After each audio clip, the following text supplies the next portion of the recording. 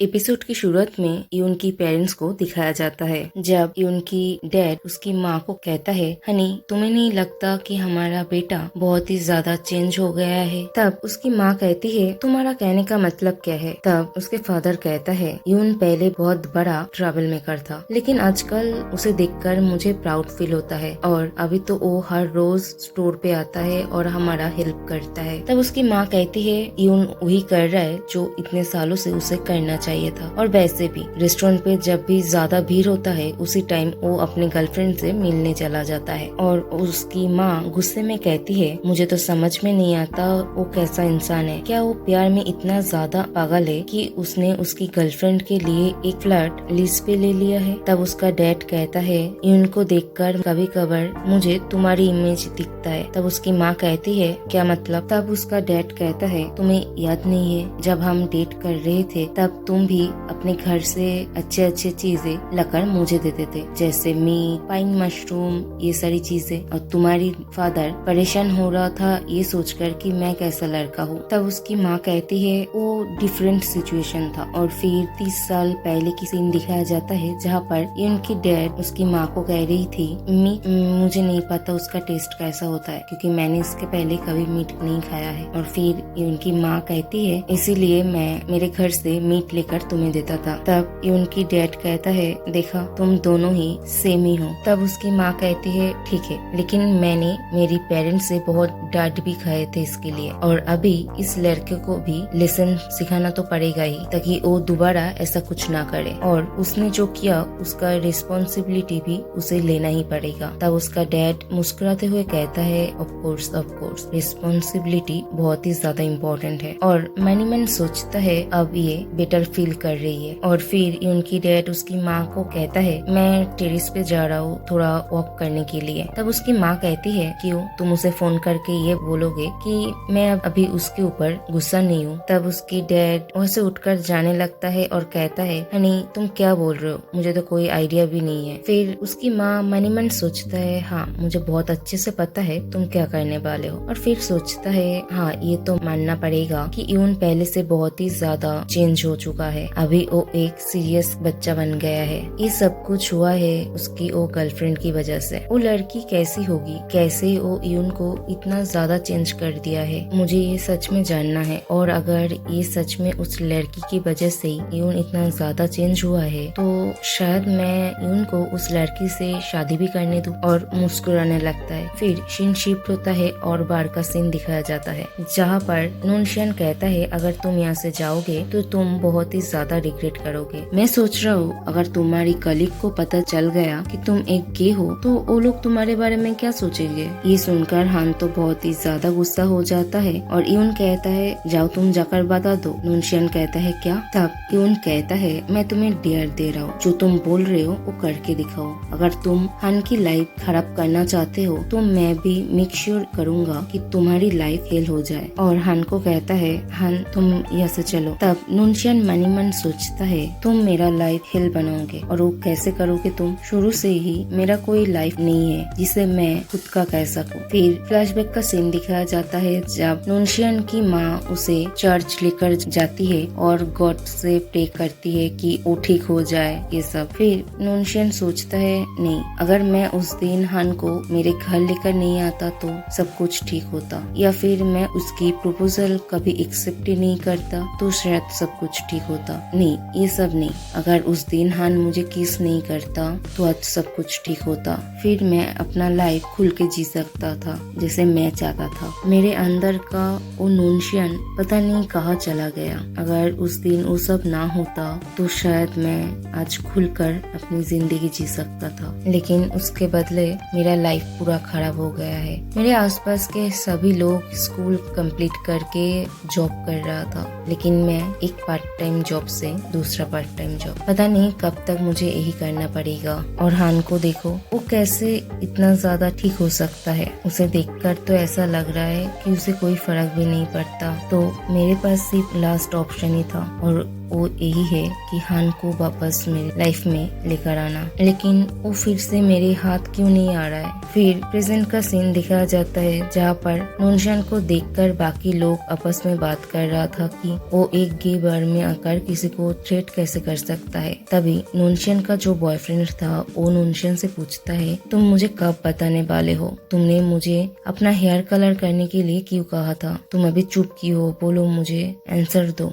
और तभी नूनशान को होश आता है और वो अपना सर उठाकर देखता है हान उनके साथ जा रहा था। तब नूनशान मन ही मन सोचता है, तुम फिर से मुझसे दूर जा रहे हो, जैसे तुम्हें कोई फर्क ही नहीं पड़ता। फिर नूनशान भागकर जाता है और एक ड्रिंक्स की बोतल उठाता है और उससे हान को मारने जाता है। तब यून बीच में आ जाता है और वो हिट अपने ऊपर ले लेता है, जिससे यून की सर पे चोट लगता है, जिसे देखकर हान तो पूरा शॉक्ड हो जाता है और यून से कहता है, तुम्हें तो ब्लीडिंग हो रहा है। यून हान से पूछता है, क्या तुम ठीक हो? तब हान कहता है, क्या तुम पागल हो? इस सिचुएशन में भी तुम मेरे बारे में सोच रहे हो? यून कहता है, चिल, ये एक छोटा सा खरोच है, ठीक हो जाएगा। फिर हान कहता है, तुम्हारा ब्लीडिंग तो रुक ही नहीं रहा है। तब नूनशान यून को कहता है, मैं वो नहीं करना चाहता था, लेकिन तुम बीच में क्यों आए? तब यून कहता है, यू लिटिल फकर, तुमने जो किया उसके बाद तुम्हारे पास सिर्फ यही एक्सक्यूज है। और दूसरी तरफ हान पूरा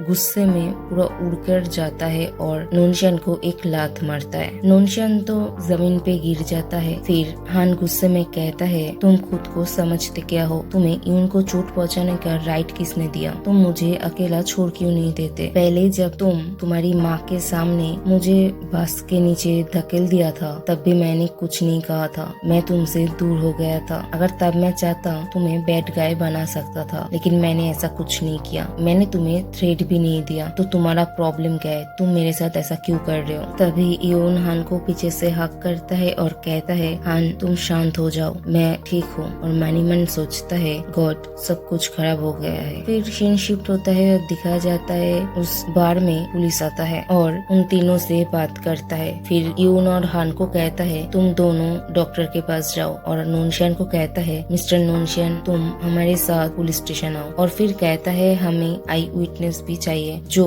यहाँ पर क्या हुआ है उसका गवाही दे सके। तभी हान का दोस्त साहुन अपना हाथ उठाता है और कहता है, मैं दूंगा गवाही। और वहाँ पर मौजूद और भी लड़के अपना हाथ उठाता है जो लोग गवाही देने के लिए रेडी था। तब पुलिस ऑफिसर कहता है, हमें इतने सारे लोगों की जरूरत नहीं है, सिर्फ 2 लोग काफी होंगे। तब नूनशान की जो बॉयफ्रेंड था वो अपना हाथ उठाता है और कहता है, तो फिर मैं जाऊंगा, क्योंकि मैंने फर्स्ट से सब कुछ देखा है अपने आंखों से। नूनशान की बॉयफ्रेंड को देखकर नूनशान कहता है, तुम जाओगे तो तुम उन लोगों को क्या बोलोगे? नूनशान की बॉयफ्रेंड कहता है, मुझे तुमसे कोई बात नहीं करना है। फिर सांगहुन हान के पास जाता है और कहता है, हान, मैंने तुम्हारे लिए टैक्सी बुला लिया है, टैक्सी अभी आने वाला है। तब हान सांगहुन से कहता है, आई एम सॉरी, मेरी वजह से तुम्हारी पार्टी पूरा खराब हो गया है। तब सांगहुन कहता है, नहीं, उसकी कोई जरूरत नहीं है, मुझे नहीं पता था कि तुम्हारी एक्स बॉयफ्रेंड मेरा बॉयफ्रेंड का दोस्त है, तो मुझे तुमसे सॉरी कहना चाहिए। तब हान मन ही मन सोचता है, लेकिन इसमें सांगहुन की कोई गलती नहीं था। और मन ही मन सोचता है, पता नहीं क्यों मेरे साथ ही सब कुछ उल्टा होता है। फिर सीन शिफ्ट होता है और हॉस्पिटल का सीन दिखाया जाता है जहाँ पर यून की सर पे स्टिच करना पड़ रहा था, जिसे हान दूर से देख रहा था और वो बहुत ही ज्यादा नर्वस हो रहा था। फिर यून की जब स्टिचेस कंप्लीट हो जाता है तब यून हान से कहता है, हान, तुम उतना दूर खड़े होकर क्या कर रहे हो? तब हान कहता है, वो लोग बहुत टाइम से तुम्हारी स्टिचेस कर रहे थे। तब यून मुस्कुराकर कहता है, तो तुम